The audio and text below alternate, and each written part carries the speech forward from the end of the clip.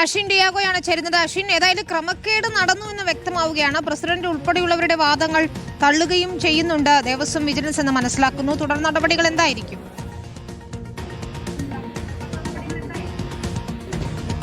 അവിനിത 2016 ഇത് സംബന്ധിച്ച ഈ ഒരു തട്ടിപ്പ് നടക്കുന്നത്. ക്ഷേത്രത്തിന്റെ വികസനത്തിനു വേണ്ടി ഭക്തജനങ്ങളിൽ നിന്ന് പിരിവിട്ടുകൊണ്ട് 4.25 സെന്റ് സ്ഥലം മേടിക്കുന്നു. അതിനുശേഷം 4 കടയോടുകൂടി ചേർന്ന സ്ഥലമാണ് വാങ്ങുന്നത്.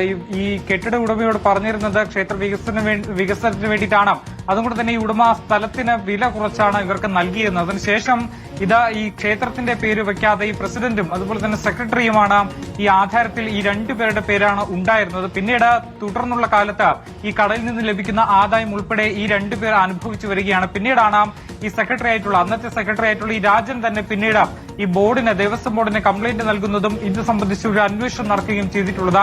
ഈ ദേവസ്വം വിജിലൻസിന്റെ പ്രാഥമിക അന്വേഷണത്തിൽ തന്നെ ഇത് സംബന്ധിച്ച ഒരു തട്ടിപ്പ് നടന്നിട്ടുണ്ട് എന്നുള്ള കാര്യം സ്ഥിരീകരിക്കപ്പെടുന്നു. മാത്രമല്ല ഈ ക്ഷേത്രോത്സവവുമായി ബന്ധപ്പെട്ട് ഭക്തജനങ്ങളിൽ നിന്ന് മറ്റൊരു പിരിവ് കൂടി നടത്തിയിരുന്നു. ഈ പിരിവിൽ നിന്ന് ലഭിച്ച മിച്ചം കാശും പോരാത്തതിന് ക്ഷേത്ര വികസനത്തിന് വേണ്ടി പുതുതായി 7 ലക്ഷം രൂപയുടെ ആവശ്യമുണ്ട് എന്നുള്ള കാര്യം കൂടി ചൂണ്ടിക്കാണിച്ചുകൊണ്ടാണ് ഏതാണ്ട് ഈ 2 പേരും ചേർന്ന് പിരിവ് നടത്തുന്നത്. 2 വർഷത്തോളം പിരിവ് നടത്തിയ ശേഷമാണ് ഈ 4.25 സെന്റ് സ്ഥലം ഇവർ വാങ്ങുകയും ചെയ്യുന്നത്. പക്ഷേ പിന്നീട് ഇത് ക്ഷേത്രത്തിന്റെ പേരിലാക്കാതെ ഇരുവരും ചേർന്ന് അനുഭവിച്ചു വരികയായിരുന്നു എന്നുള്ളതാണ് നിലവിലിപ്പോൾ കണ്ടെത്തിയിരിക്കുന്നത്. മാത്രമല്ല ഈ ക്ഷേത്രത്തിന്റെ ഭാഗമായിട്ടുള്ള യാതൊരു വിധത്തിലുള്ള വികസന പ്രവർത്തനം നടന്നിട്ടില്ല എന്നുള്ളതാണ് ഈ ഭാരവാഹികളിൽ നിന്ന് നമുക്ക് മനസ്സിലാക്കാൻ കഴിയുന്നത്. എന്തായാലും ഇത് സംബന്ധിച്ച് ഒരു വിശദമായ അന്വേഷണം തന്നെ ഇപ്പോൾ നടന്നിട്ടുണ്ട്. അതിൽ ക്രമക്കേട് നടന്നിട്ടുണ്ട് എന്ന് തന്നെയാണ് പറയുന്നത്. അതേസമയം ഈ പ്രസിഡന്റ് തന്റെ ഭാഗത്തുള്ള തെറ്റ്, താൻ ഇത് സ്വന്തം പൈസ കൊടുത്ത് വാങ്ങിയതാണ്, ക്ഷേത്ര ഭൂമി അല്ലെങ്കിൽ ഈ ഭൂമി മറ്റൊരാൾ കൈവശപ്പെടുത്താതിരിക്കാൻ വേണ്ടി 5 പേർ ചെന്ന് വാങ്ങിയിട്ടുള്ളതാണ് എന്നുള്ളതാണ് പ്രസിഡന്റ് ആയിട്ടുള്ള വിജയകുമാറിന്റെ വാദം. പക്ഷേ അതേസമയം തന്നെ ഇത് ഖണ്ഡിച്ചുകൊണ്ട്